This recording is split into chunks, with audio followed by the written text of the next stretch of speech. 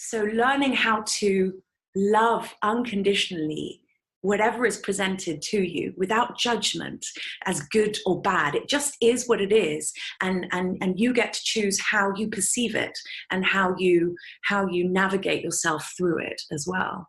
And that for me is essential for the limitless potential, is that unconditionally loving whatever is in front of you.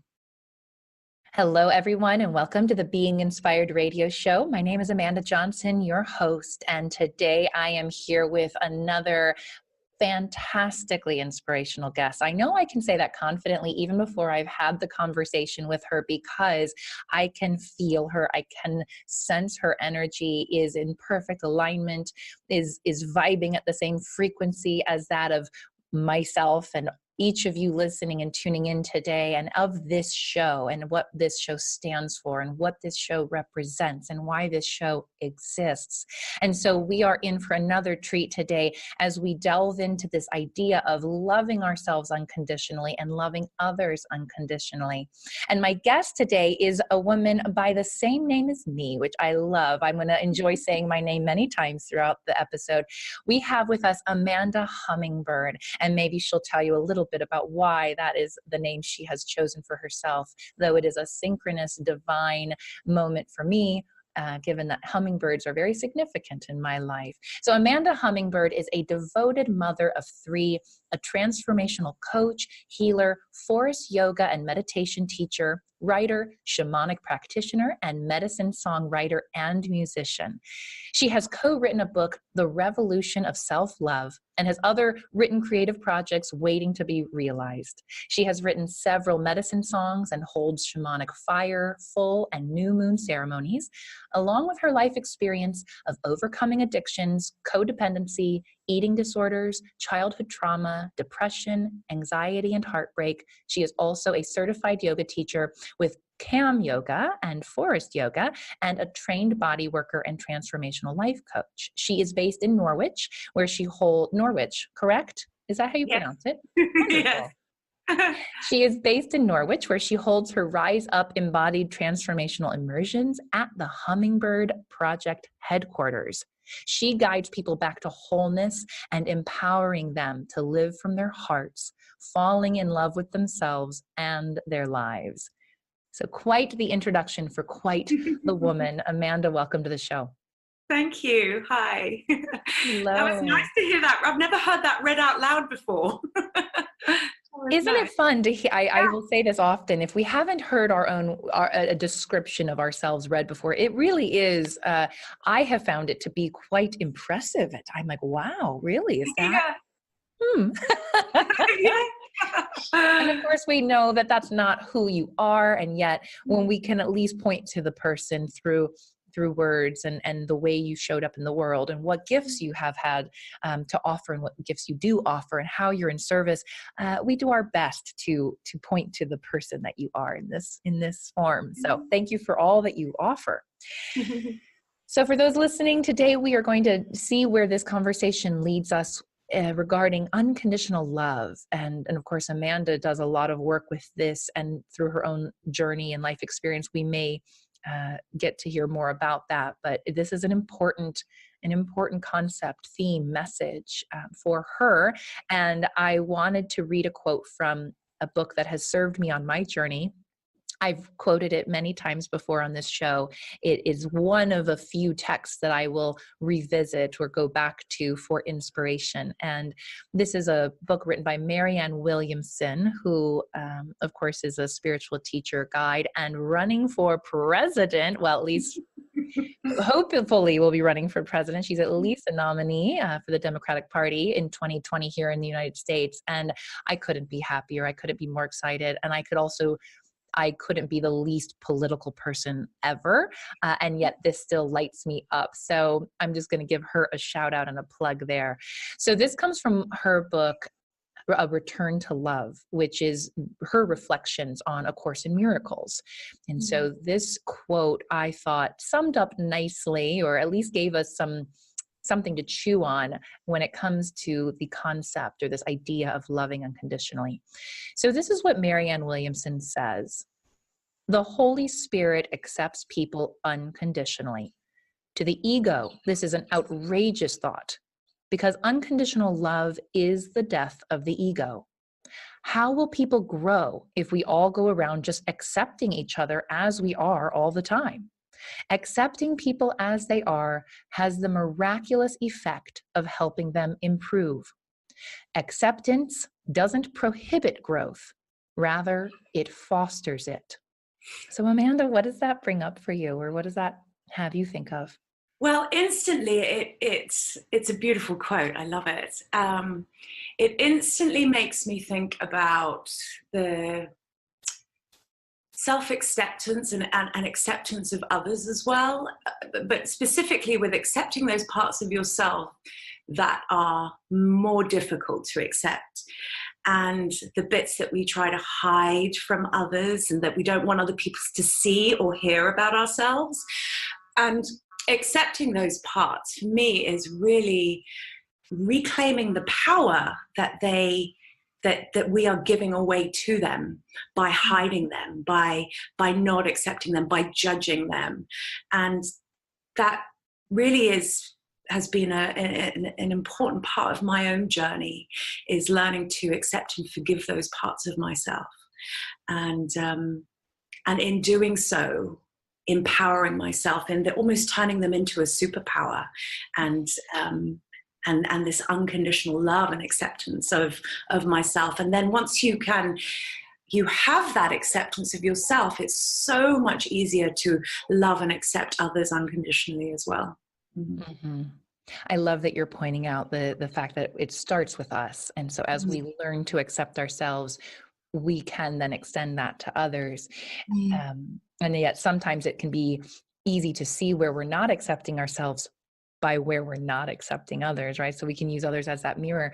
I'd love to ask you a question specifically to something that this quote brought up for me, and get your thoughts on it. I love that response that you gave. And she talks here about how would we ever improve if we went around accepting ourselves? And so, I hear you say that it was through your acceptance of these parts that you didn't want to look at, that you wanted to shove aside, that you were in judgment of, that those either became your superpower, or they became that the way that you could move forward in a more powerful or empowered way. So what are your thoughts on that in terms of this belief, and either if you had it yourself or when you see it in others creep up, that, well, if I go around accepting it, it will never change? Because I know that was something that stumped me for a little while on this journey. To accept would mean it doesn't change. What are your thoughts on that? Yeah, that is the part of the quote that slightly stumped me as well. I don't know. I kind of feel like it's this ongoing journey in our life. I don't think it ever ends. There's always something more, because from what I understand with the law of attraction, especially, when we have these desires that we send out into the universe, that's when these parts of ourselves that are in our way from matching the vibration of those desires, they come up, and they then are there for us to learn to accept and love ourselves. So I think it is part of our growth constantly. It's a continuous loving and acceptance of ourselves, because we're forever growing and expanding and evolving. It never ends. We don't just stay in one place. So as long as we carry on evolving and having these desires, whatever they may be, there's always going to be something to accept. Something more, for sure. Oh, I love that.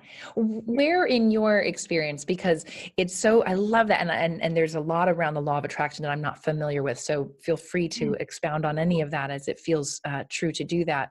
Yeah. When I think of acceptance, this, and that block, or that kind of where we get stumped, this idea of, and I'll think of it for myself. I would be very critical of myself. And I would think, well, if I accept that I'm like that, for example, well, if I accept the fact that I drank more than I wanted to drink, or I ate more than I wanted to eat, or I got upset at that person, then it's almost like I need the critic running in order to change my behavior, right? There's almost this like, I need to like that bootstrap, or that I somehow would need to be my own worst enemy in order to like kick myself into shape, in a sense. Now I've since learned that that is not true.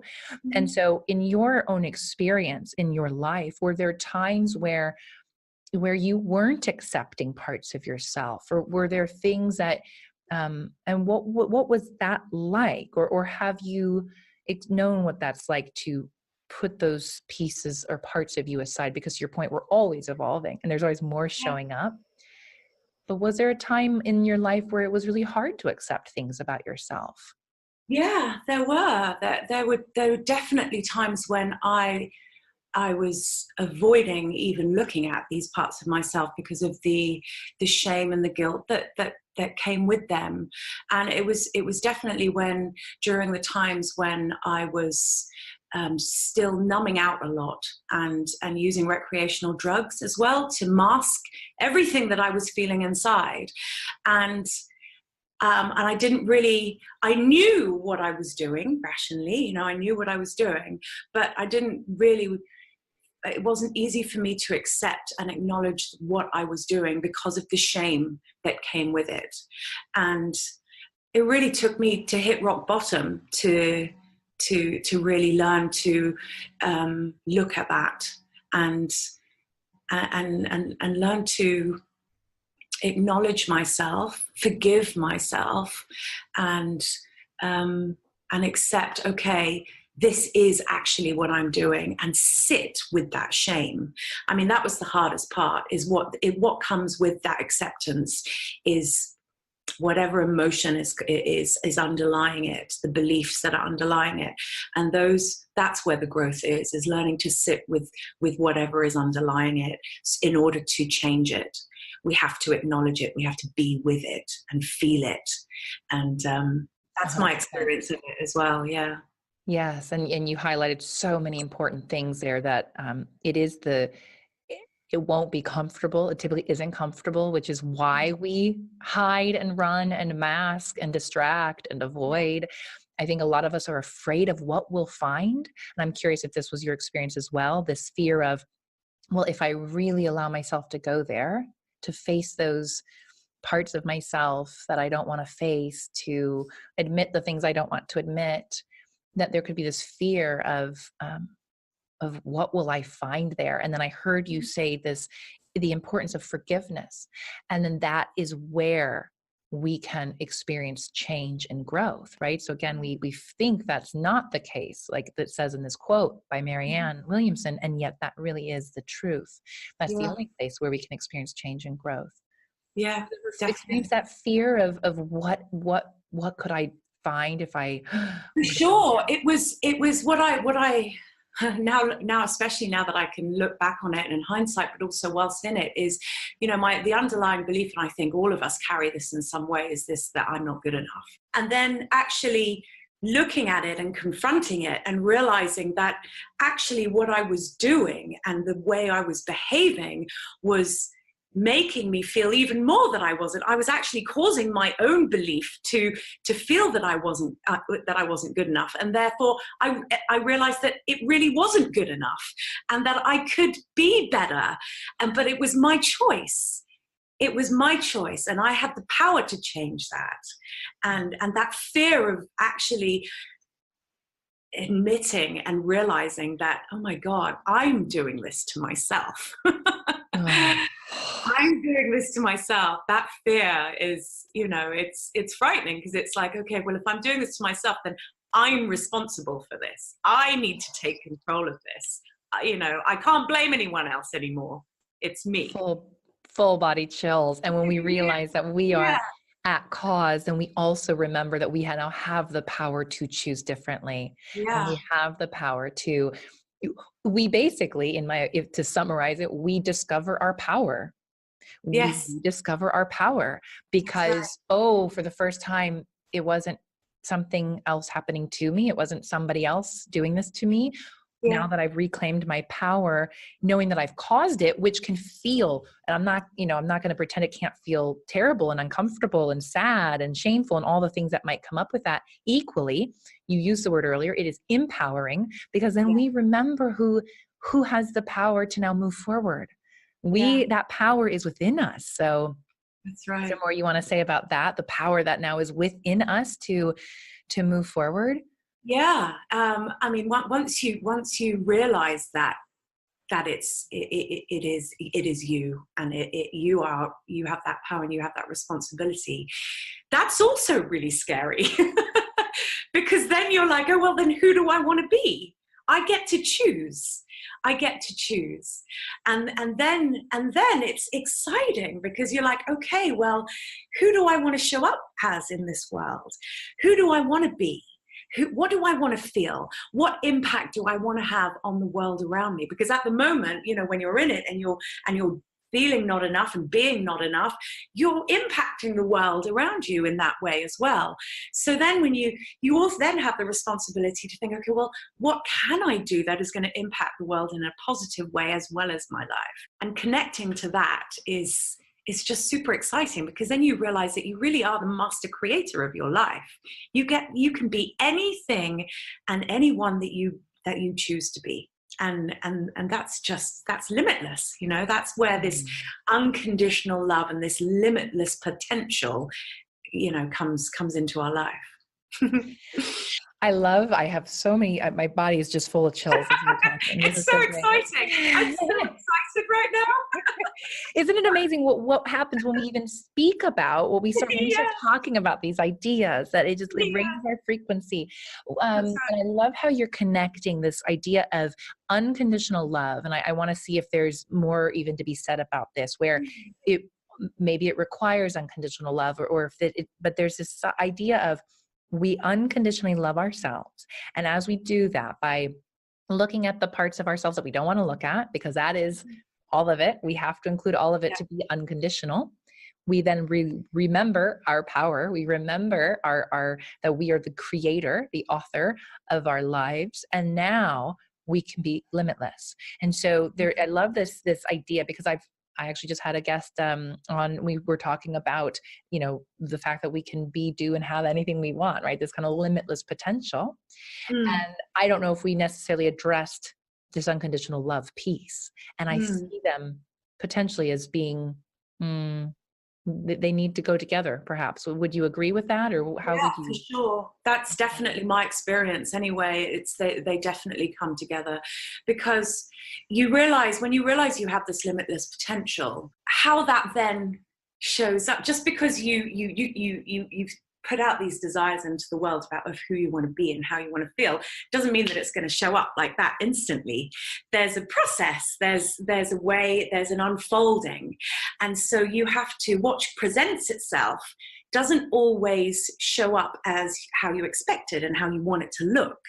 And so that's when this gift of unconditional loving whatever is presented to you. So you love every experience, every relationship, everything that shows up in your life is happening for you, because you have asked for it. So learning how to love unconditionally whatever is presented to you without judgment as good or bad. It just is what it is. And you get to choose how you perceive it and how you navigate yourself through it as well. And that for me is essential for the limitless potential, is that unconditionally loving whatever is in front of you. I love that moving it outside of ourselves. I mean, it starts with us, and then we extend it to everything, every experience, every opportunity. I always love asking my guests questions like this, and forgive me because it puts you on the spot, like you're supposed to know this answer from above. But I'm really asking it more from your own inner wisdom, inner experience, what comes through you in this moment, which is, why do you believe, or why do you think we as humans have such a hard time loving unconditionally, whether that be ourselves, be what happens, be others? Where is that resistance or stuckness? Okay, so it's interesting, because this is something that I've been exploring actually especially in the last 6 months. And from my experience anyway, I think it is a disconnection from who we really are. So I've been doing a lot of Joe Dispenza's work, and I went to one of his advanced retreat in November, and I had the most profound mystical experience, and I connected to the divine higher intelligence, whatever you want to call it, source, God, whatever it is, but I felt it. I felt who we really are. And who we really are is unconditional love. And because we live in this world where people, we're not taught to believe that we are anything more than this physical matter. And actually we are so much more than that. And I think it's that separation and that disconnection that creates this challenge and this struggle to love ourselves unconditionally. That is so beautiful. Yeah. And synchronous. The guest I was referencing who talked about do you have anything? We were talking yesterday in this point in time when you were listening to this episode, who knows, but in my reality currently, it was yesterday. And he actually, I read a quote by Dr. Joe Dispenza to kick off the episode, and he's a big fan of his as well. So of course there's a synchronicity there and this connection and this limitless potential, and how it really comes from this resonance of love and love for ourselves. And that is, to what I'm hearing you say, is we have felt this illusion of separation. We have forgotten who we are. We have felt disconnected from who we truly are. And that very much is what I'm on a mission for, is this to reveal and express more of that in our lives. Yeah. Because to me, when we remember that, although I'm now reading that maybe remember isn't the word, but whatever you want to use, remember, reveal, regain, whatever that word is for you, that we truly are all connected, source, divine energy. And from that unconditional loving place, all things are happening for us. There's nothing to be afraid of. There's nothing to fear. There's nothing to think that we aren't going to be okay. And therefore, there's nothing to judge as right or wrong, good or bad, because we can trust that all is exactly as it is meant to be, meant to unfold.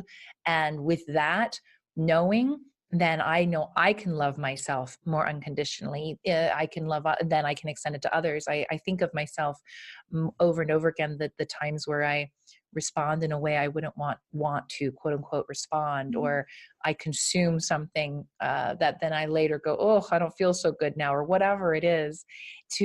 In every one of those moments is an opportunity for me to love myself more unconditionally, for me to trust and remember in that moment in time, who am I? Who am I truly? Yeah. I think remember is a good, because we do need to, I always still, I have to remind myself when I get caught up in a moment in my own thoughts. It's mostly in my thought. I'm much better at not reacting now, but it's still all going on inside sometimes. And it's in those moments that I have to pause and remind myself, okay, hold on a minute. That's not me. That's the imprints of the past, and as Dispenza talks about it as it's an addiction. It's an emotional addiction inside of your body. It's a habit, and you have to overcome that habit. So reminding yourself in that moment is really good, because it's like saying, okay, well, that's not me, and then reconnecting, finding a way to reconnect to your spirit, whatever tool that works for you, whatever it is, finding a way to reconnect is essential. And then when you feel it and you drop into it, and you then align yourself with who we really are again.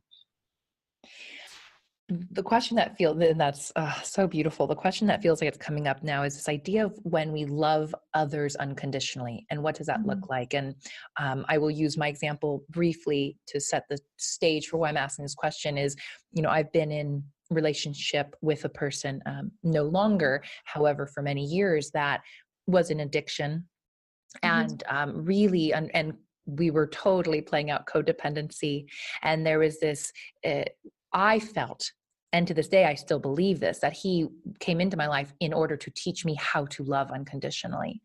And I think that's how I choose to see how everything happens for us, that there was no mistake in that. And I do believe I strengthened that muscle, if you will. I was given an opportunity over and over and over again to say, am I going to love the person, or am I, who he truly is, or am I going to love the actions and these other behaviors and things that are upsetting or triggering or whatever. And I got to keep coming back to, I'm going to love who he truly is. Can you talk about that a little bit more, though, at least in your experience? And I ask because I think there are times where that can seem confusing to people. It was times confusing to me, right? When do I let go? When do I, what does it mean to unconditionally love somebody in this case?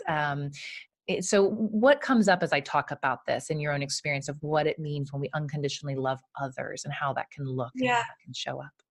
So instantly, I think relationships are always a great way to learn how to love unconditionally for everyone, really.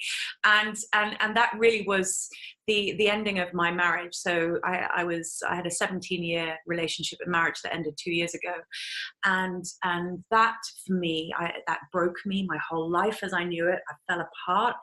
I just, I had to start again. I didn't know how I was going to do this. And it was my relationship with him, that I made a commitment to myself that no matter what, I was going to learn to love him and myself, and whatever came up harder than any other emotion.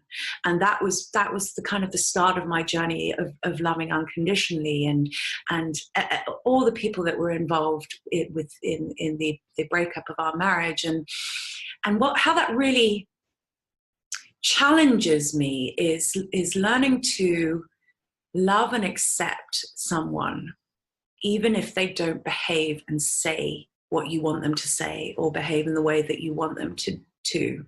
Actually, learning to be really compassionate and not take it personally. It's not about you. It's not about me. It's them. It's a projection of how they feel about themselves. So, and when you look at it that way, you can only but love them, and you may not be able to do anything about it because it's not your responsibility to change that, but just love them anyway, send love to them. And, there were times it was really, really hard to do that, but I never gave up. And I feel like I'm very much in this place now, where I'm able to do that. And it is empowering for me because it also detaches me away from, all the old beliefs and stories that kind of were that were around my relationship with him and with my past as well. So, and it teaches you also to set really strong boundaries, which are important as well when it comes to that. Yeah. Would you go into that a little bit more? Because I think I have the concept of boundaries and unconditional love. How do those fit together for you? So so for me, it was very much realizing that things could not, because we were still attached to each other in a certain way.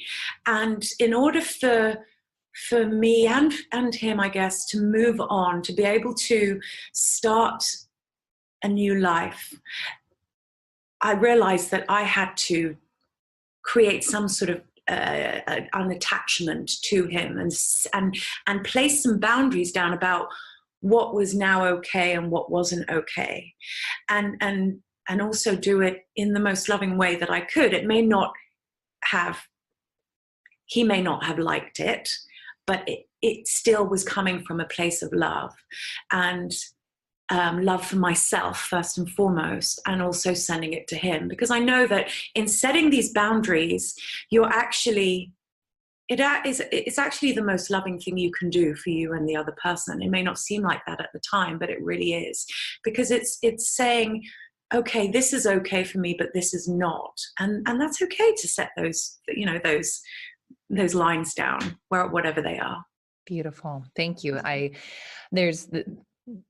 often will say this on the show that it's never a coincidence or a mistake when I have a guest that I can ask some questions of that really influence or impact me directly. And then I trust that others listening get something from that, receive something from that as well. So Yeah. beautiful. So before we pivot to my closing questions, because I'm loving this conversation and I always like to give a little space.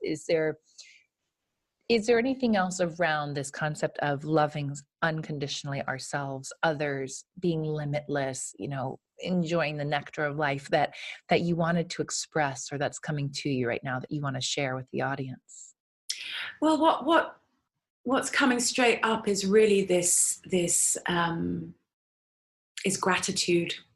Gratitude is very much a part of it all, is it being able to embody the energy of gratitude, of being grateful for every single moment and every single thing that presents itself, past, present, and in the future as well.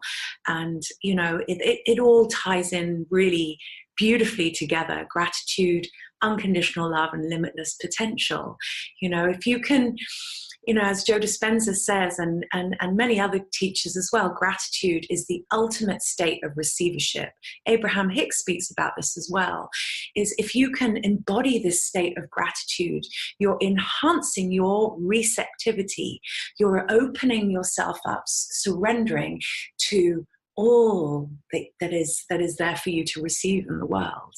And and gratitude kind of is great. It weaves in beautifully with all of that. I love that. And I love how of course they're all connected. It's all connected. We're all connected. And to point to that and really name that, that feels so good. And the more and more I practice gratitude, you're right. There's this receptivity of, that is being enhanced, that is being opened and expanded. And for anyone listening, noticing where there's still this resistance to receive, right? And then seeing where is that showing up. And again, that's all connected as well, probably to those areas of ourselves that we haven't looked at or loved or realized yet. So that was quite a big realization for me, was when I became aware that I was not giving myself permission to receive love and support. I wanted it desperately, and I thought that I was open to it, but actually I wasn't. I was just kind of standing on the sidelines, just keeping very safe, not letting anyone in. And once you open that up, really opening yourself, surrendering to it, it does make you feel very vulnerable. I remember feeling very exposed, but at the same time, the walls just crumble. The walls just crumble, and then things just start to flow. You just start to attract so many different people and experiences and everything into your life. Beautiful. Oh, it's so beautiful. And I can feel that energy with you, which I know is why my body keeps giving me all the signs that it's yep, total truth. I love it. Well, I love this conversation is so beautiful and divine. And anyone listening, I feel like, of course, we only scratch the surface when I get these conversations and have these connections. And I know that that's okay. That's exactly as it is meant to be. And those of you listening and going, oh my goodness, I want more. Well, of course, there's so much more to be had. There's more of Amanda to be had. I'll make sure you know where to find her, the hummingbirdproject.co, and I'll link to her. A link to her in the show notes so you can go out, find out more about her, if there's something that lit you up as she was speaking, and if she's mentioned something or referenced something that you're interested in. Go find it. Follow the breadcrumbs. I'm a huge believer that there are no coincidences in life. And so when we receive a message, even if the time isn't right now, maybe we put it in the cart, or we go buy it, or we make sure it's on our shelf for when the time is right, and we'll know when that is.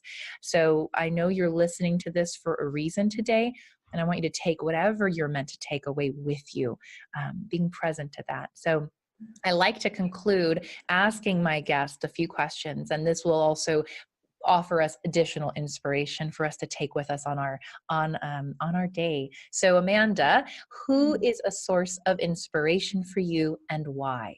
Well, the most recent that I mean, he's been around for a long time, but I've just started to get really inspired by him is Tony Robbins, actually. And I haven't ever really watched anything or about him, and I've always had these funny judgments about him. But actually, I watched a documentary about it the other day, and he's so inspirational. You know, the millions of people's lives that he changes, and you know, like many of the other inspiring people that I follow, like Joe Dispenza and Sadhguru and Brené Brown. You know, that it's about love.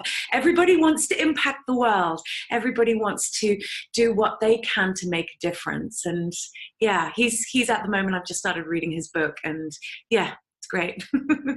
I love that. I love that. And of course, I had another guest that you know personally, Adam, on the show, and he also talked about Tony Robbins. I did, yeah. And I had to share this with him, and I'll share this with you, that I also had a lot of resistance to Tony Robbins when I first was introduced to him. And I, you know, again, I think that was just where I was at in my life at the time. Yeah. And I'm re-inspired to now seek him out again and perhaps get a new perspective of him. So I will be checking out that documentary. Yeah. Is it called I Am Not Your Guru? Is that the name that you're referring to? Beautiful. Yeah. Awesome. Yeah. Prepared to cry. I cried a lot. I love it. And you know what? I have to say, I think that's actually why I watch anything on television. I watch very little, but I'm very selective, and I usually do it to have some sort of emotional release. That's just what I use it for.